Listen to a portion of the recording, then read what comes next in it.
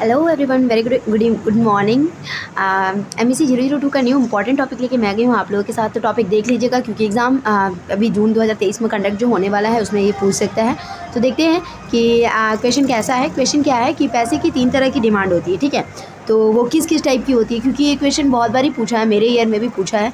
तो मेरे को ऐसा लगता है कि आप लोगों में भी पूछ सकता है। तो आइए देखते हैं हम लोग कि पैसे की जो 3 तरह की डिमांड है वो कैसे कैसे की जाती है, ठीक है।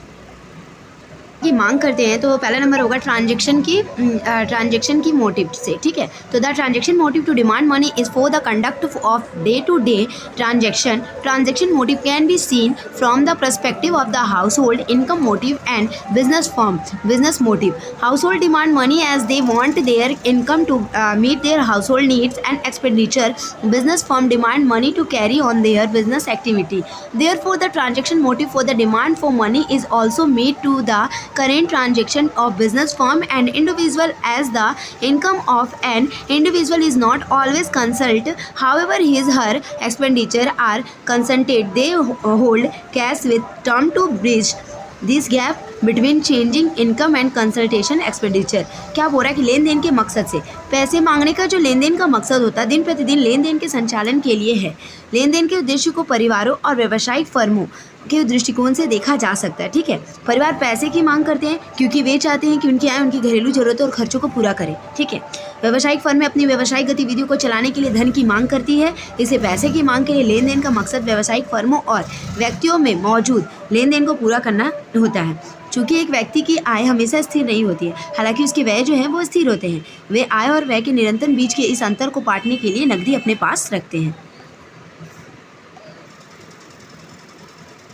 अब हम देखेंगे प्रीक्वेंसरी मोटिव के लिए। The precautionary motive to demand money is the desire of individual to hold cash with them for the unforeseen continuous situation. People have a habit of saving money with them that can provide them for the risk of unforeseen situations such as accident, sickness, etc. The amount of money held by the individual as a precaution depends upon their nature and living condition.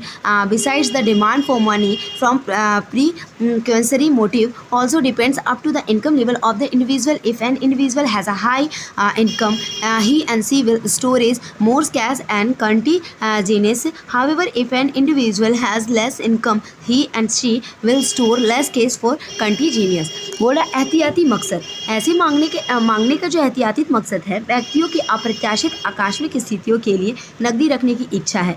लोगों को अपने पास पैसे बचाने की आदत जो होती है, जो उन्हें अप्रत्याशित स्थितियों जैसे दुर्घटना, बीमारी आदि के जोखिम के लिए प्रदान कर सकता है। एहतियात के तौर पर किसी व्यक्ति द्वारा रखी गई धनराशि उनकी प्रकृति और रहने की स्थिति पर निर्भर करता है। इसके अलावा एहतियाती उद्देश्यों के लिए धन की मांग भी व्यक्तित्व के आधार पर निर्भर करती है। यदि किसी व्यक्ति की आय अधिक है तो वह आकस्मिकताओं के लिए कम नकदी जमा करेगा। Speculative motive. The speculative motive to demand money is the desire of individual to hold cash as an alternative to different financial assistance such as bonds, etc. It is presumed under speculative motive that individual can hold money entire in the from for cash to balances or in the from bonds. The decision for the people regarding their holding is in bonds or cash balance depends upon their future expectation from the change in the interest rate for the capital value of the assessed bonds. There is an inverse relationship between the interest rate and the market value of the securities like bonds. In other words, when the interest rate increases, the market value of the bonds decline. However, if their interest rate decreases, the market value of the bonds rises. Therefore, the demand for money at high interest rate become less and at low interest rate become high. सट्टा मकसद से पैसे की मांग करने का सट्टा मकसद अलग अलग वित्तीय संपत्तियों जैसे बॉन्ड आदि के विकल्प के रूप में नकदी रखने की व्यक्तियों की इच्छा है। यह सट्टा मकसद के तहत माना जाता है कि व्यक्ति या तो नकदी शेष के रूप में या नकदी के रूप में पैसा रख सकता है। बॉन्ड या कैश बैलेंस में उनकी होल्डिंग के बारे में लोगों का निर्णय जो है वो ब्याज दर या परिसंपत्तियों बॉन्ड के पूंजीगत मूल्यों में बदलाव के लिए उनकी भविष्य की अपेक्षाओं पर निर्भर करता है, ठीक है। बॉन्ड की तरह ब्याज दर और प्रतिभूतियों के बाजार मूल्य के बीच एक विपरीत संबंध है। दूसरे शब्दों में, जब ब्याज दर बढ़ती है तो बॉन्ड का बाजार मूल्य घटता है, हालांकि अगर ब्याज दर घटती है तो बॉन्ड का बाजार मूल्य बढ़ जाता है। इसलिए उच्च ब्याज दरों पर पैसे की मांग कम हो जाती है और कम ब्याज दरों पर अधिक हो जाती है। तो पैसे की 3 तरह की मांग हमने पढ़ लिया है। Thank you. अगर वीडियो अच्छी लगी तो प्लीज़ लाइक और सब्सक्राइब। Thank you.